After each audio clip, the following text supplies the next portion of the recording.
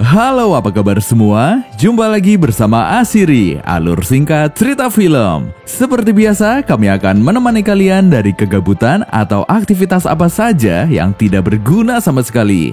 Bagi kalian yang sedang bingung mencari film, kami akan sajikan alur cerita film apa saja yang membuat kalian semakin tegang dan bergairah. Film yang dibahas kali ini berjudul The Imitation Game yang dirilis pada tahun 2014. Film ini berdasarkan kisah nyata yang menceritakan seorang ahli matematika yang berhasil menciptakan mesin pemecah kode enkripsi atau mesin Enigma untuk mempersingkat jalannya Perang Dunia Kedua, dan mesin itu juga yang menjadi cikal bakal komputer. Seperti apakah kisahnya? Daripada membuat kalian semakin penasaran, langsung saja ke alur ceritanya.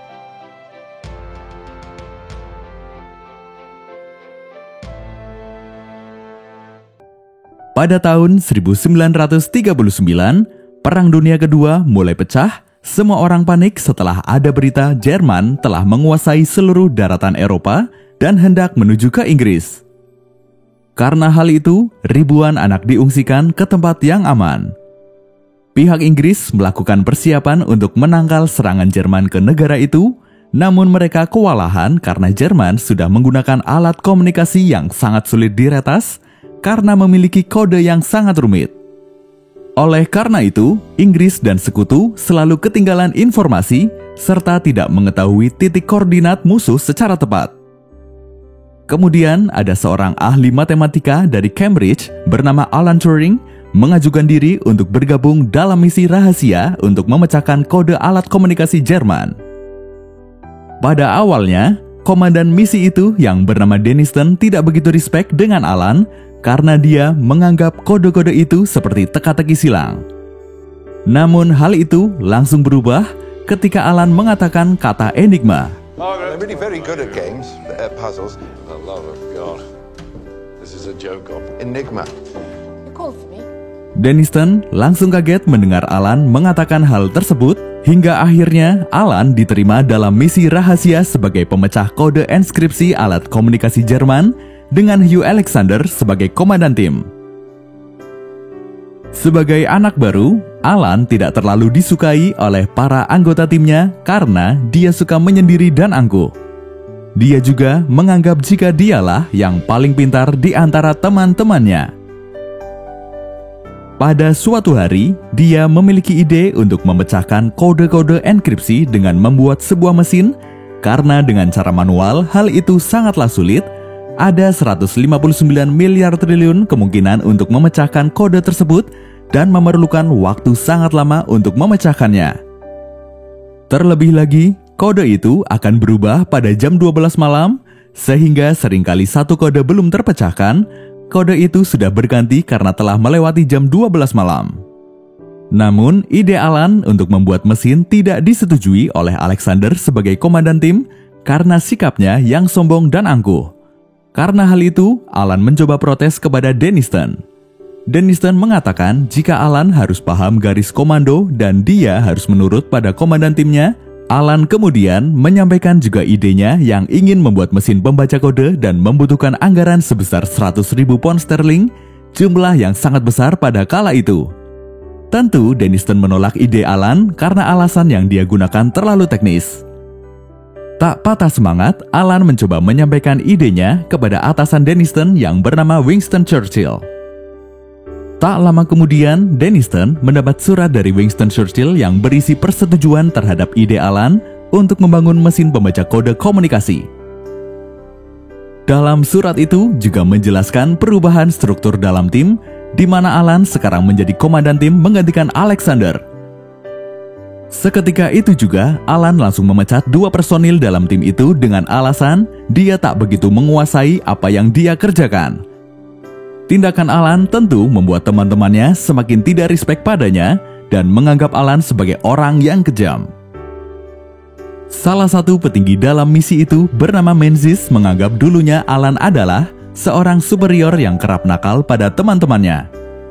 Namun nyatanya, pada saat sekolah, Alan kerap mendapatkan perundungan dari teman-temannya di sekolah.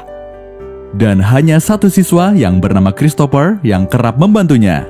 Christopher mencoba menyemangatinya dengan mengatakan bahwa hanya orang yang tak terduga yang mampu melakukan hal yang di luar dugaan. Pertemanan Alan dan Christopher semakin lama semakin erat, mereka sering menghabiskan waktu bersama. Alan juga diajari oleh Christopher tentang kriptografi atau semacam sandi atau bisa juga disebut kode rahasia. Semenjak itu, Alan sering berkirim surat pada Christopher dengan sandi atau kode rahasia tersebut. Kini hanya tersisa 4 orang dalam tim termasuk Alan, yakni Alexander Hugh, John, dan Peter, serta Alan sebagai komandan timnya. Namun tim tersebut tak juga berhasil dalam memecahkan kode. Mereka seringkali gagal memecahkan kode karena telah melewati jam 12 malam. Terlebih lagi, Alan hanya sibuk untuk membuat mesinnya. Alan memutuskan untuk menambah 2 personil untuk membantu tim mereka. Alan menggunakan teka-teki silang untuk mendapatkan kandidat anggota baru. Banyak orang yang antusias mengikuti seleksi tersebut.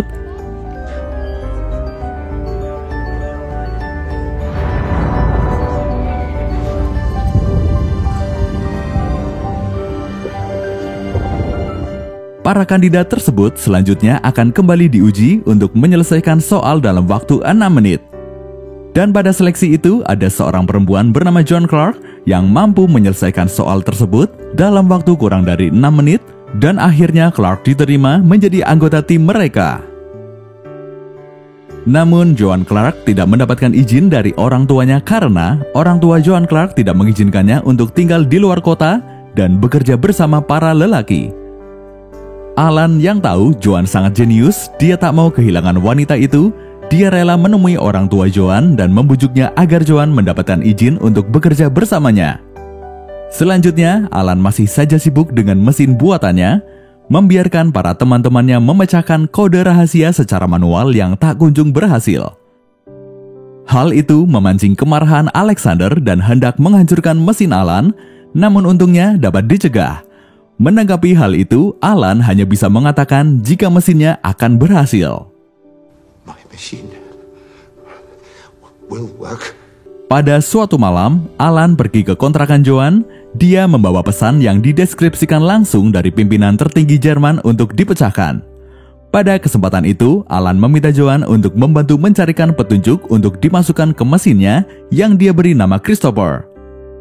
Pada kesempatan itu pula lah, Joan mengetahui jika Alan tak hanya membuat mesin pemecah kode enkripsi, namun dia ingin mengembangkan mesin yang dia namai Christopher itu menjadi sebuah komputer digital. Pada pagi harinya, Denniston menggeledah kantor Alan karena dia dicurigai sebagai mata-mata Soviet karena tingkahnya yang aneh, sombong dan tidak memiliki perasaan. Namun akhirnya Denniston pergi karena tak mendapatkan bukti yang valid jika Alan adalah agen Soviet. Ketika Alan sedang dalam keadaan terbojok seperti itu, anggota timnya hanya diam saja, tak ada yang mau membantu. Setelah kejadian itu, Joan mencoba menasehati Alan agar dia mau mengubah sikapnya. Joan mengatakan jika misinya ingin berhasil, maka harus saling membantu termasuk dengan orang yang tidak dia suka. Berkat nasihat dari Joan, Alan pun sedikit demi sedikit mulai berubah. Dia mulai mau menyapa rekan timnya dan memberikan mereka apel. Para anggota timnya pun lama-kelamaan respect dengan Alan, hingga pada suatu ketika mesin ciptaan Alan dapat dinyalakan, namun belum dapat digunakan sebagaimana mestinya.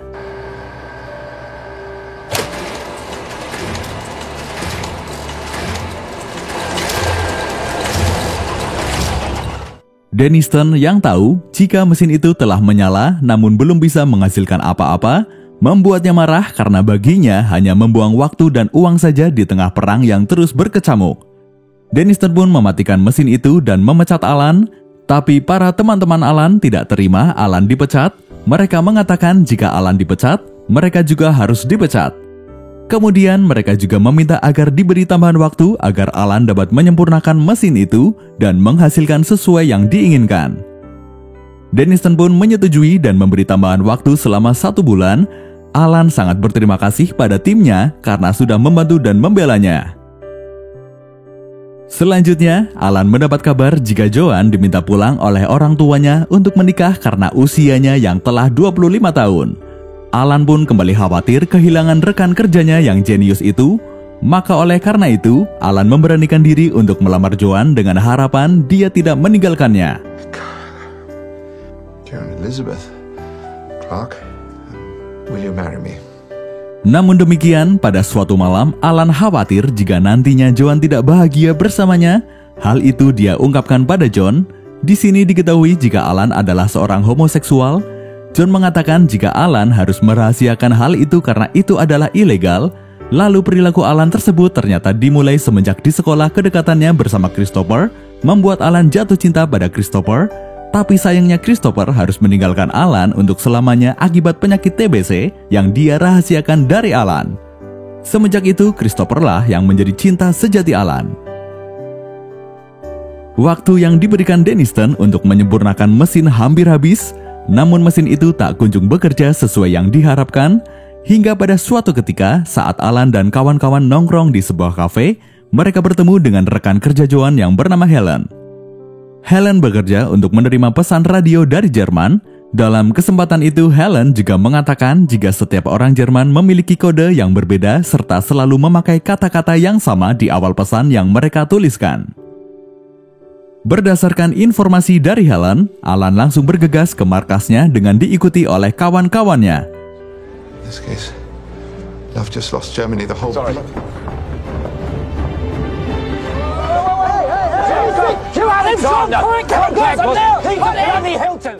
Alan mendapatkan ide untuk menuliskan kata-kata yang sama pada setiap awal pesan untuk dimasukkan ke dalam mesin Enigma yang diberi nama Christopher.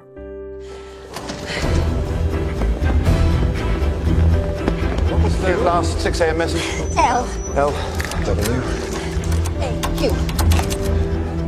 Done.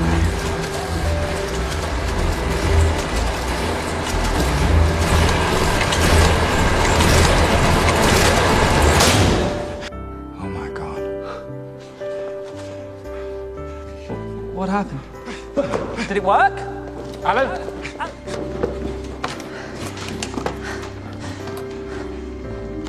M M. Y Y. M M. S T. R R. I I. S. Okay, Miss Jaguar, the alpha point is directed to 53 degrees 24 minutes. Setelah hal itu dilakukan, akhirnya kode enkripsi dapat terpecahkan. Mereka semua pun sangat bahagia. Setelah mereka dapat mengetahui kode enkripsi Jerman, sekarang mereka mengetahui letak koordinat kapal-kapal Jerman serta apa yang hendak mereka lakukan. Kemudian Alexander akan mengabarkan keberhasilan mesin buatan Alan tersebut pada Denniston. Namun tidak diperbolehkan oleh Alan. Dia beranggapan jika berita mesin Enigma telah berhasil memecahkan kode enkripsi Jerman, hal itu dapat membuat Jerman curiga jika Inggris telah berhasil menyadap pesan mereka, dan mereka akan menyeting ulang kode enkripsi pada pesan mereka. Kemudian Alan mengatakan pada Menzies agar merahasiakan keberhasilan mesin Enigma buatannya, serta membuat berita palsu agar Jerman tidak curiga jika Inggris telah berhasil menyadap pesan mereka. Lalu Alan dan tim terus bekerja untuk memasuki informasi pada pasukan Inggris tanpa dunia luar mengetahui hal itu.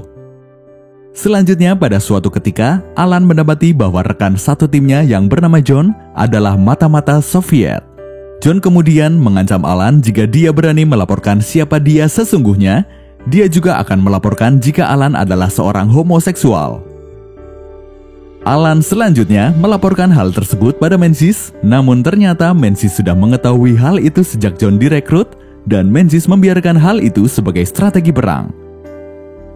Dengan keberhasilan mesin Enigma tentu membuat Alan dan teman-temannya memiliki banyak informasi, dan Alan juga sadar hal itu bisa membahayakan dirinya.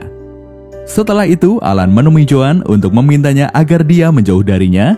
Dia juga memberitahu pada Joan jika dirinya adalah seorang homoseksual, tapi Joan tak mempermasalahkan hal itu. Walaupun begitu, Alan tetap memutuskan Joan karena dia khawatir Joan tak bahagia bersamanya.